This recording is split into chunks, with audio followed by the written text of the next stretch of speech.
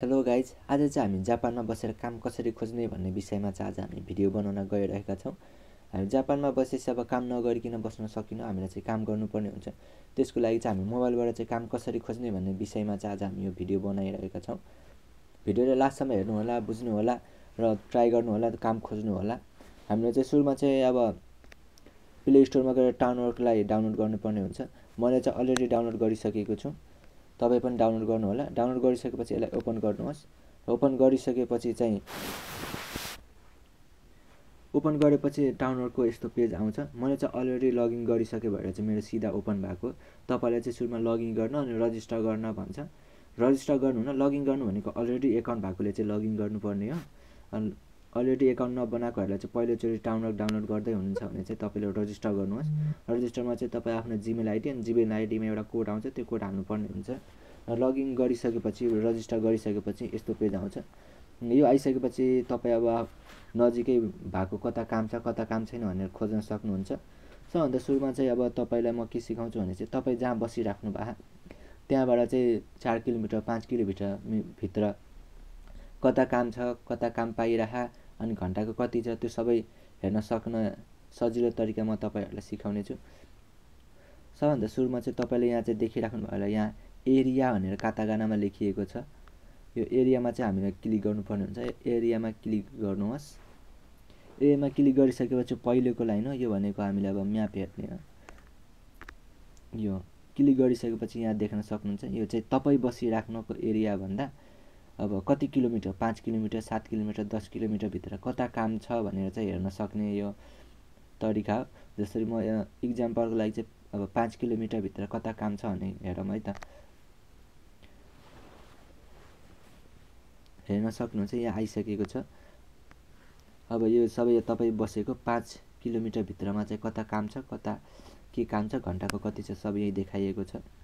जसरी अब यहाँ चाहिँ अब हामी अब भर्खर जापान आएकोहरूलाई चाहिँ अलि काम पाउन अलि गाह्रै हुन्छ, अलि हामीसँग ल्याङ्ग्वेज पनि हुन्न। त्यसैले चाहिँ हामी चाहिँ एकदमै ठुलो कम्पनीहरूमा नहेरेर हामी गर्न सक्ने, जस्तै रामेनहरू भयो, रेस्टुरेन्टहरू भयो, जहाँ चाहिँ हामी गर्न सक्छौँ त्यहाँ चाहिँ एप्लाई गरौँ। जस्तै यहाँ एउटा छ रामेन भन्ने अप्सन देखिराख्नु भयो होला।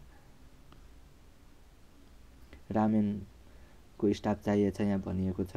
यहाँ तपाईँ देख्न सक्नुहुन्छ सेन ह्याकुएन छ, घन्टाको प्रति घन्टाको 1100 एन रहेको छ र रातिमा चाहिँ यो 1375 एनसम्म पुग्न जान्छ। अब यसमा चाहिँ एप्लाई गरेर म तपाईँहरूलाई देखाउने छु। यहाँ देख्न सक्नुहुन्छ, यहाँ न्यू भनेको यो नयाँ आएको हो। डाउनलोडमा चाहिँ अब भर्खर मान्छे चाहिएको छ भनेर भनिएको छ। यहाँ चाहिँ अब ओपन गरेर हामी चाहिँ अब कसरी एप्लाई गर्ने भन्ने चाहिँ म तपाईँहरूलाई सिकाउने छु। यस्तो आउँछ रामेन बनाउने अनि अब कस्टमरहरूलाई चाहिँ दिने काम हो। अब यसमा चाहिँ तपाईँले आफ्नो डिटेलहरू सबमिट गर्नुपर्ने हुन्छ। तल यहाँ हेर्न सक्नुहुन्छ यो कामको बारेमा यहाँ देखाइएको छ।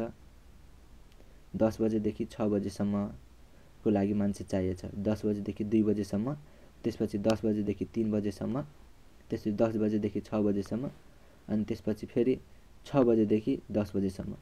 यो यति भित्रमा तपाईँलाई मिल्ने काम अब कुन हुन्छ तपाईँले चुज गर्न पाउनुहुन्छ। उसले भनेको चाहिँ यति भित्रमा चाहिँ मलाई काम गर्ने मान्छे चाहिएको छ उसले भनेको छ।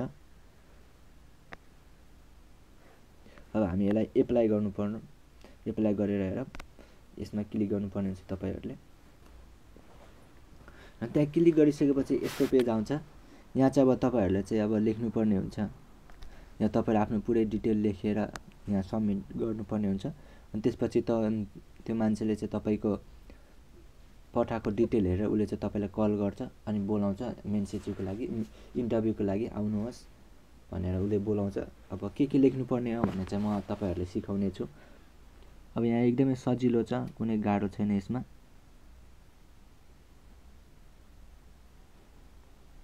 यहाँ तपाईँले म सिकाएको जस्तो गर्न सक्नुहुन्छ। नबुझेन भने तपाईँले ट्रान्सलेट गरेर पनि यो भर्न सक्नुहुन्छ।